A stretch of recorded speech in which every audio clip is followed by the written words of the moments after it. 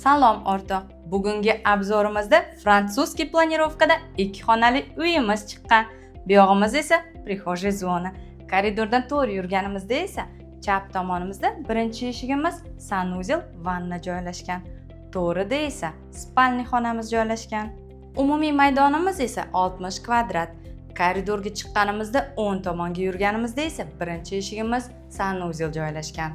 Endi esa bu yog'imizda oshxonamiz joylashgan. Videoda ko'rilayotgan barcha jihozlarimiz qoladi. Bu uyimizni plus tomoni 2 xona 3 xona qilingan. Xohlasang detskiy xona qilib ishlatsang bo'ladi. Manzilimiz esa Yunusobod 6-kvartal, orientir Amerikanskoye posolstvo. 2 xonali 3-etaj, 4 etajli domimiz. Bu uyni ipotekaga ham olsang bo'ladi. Kaliti esa bir kunda beriladi. Narxi 61 ming. Tezroq ulgurib qol.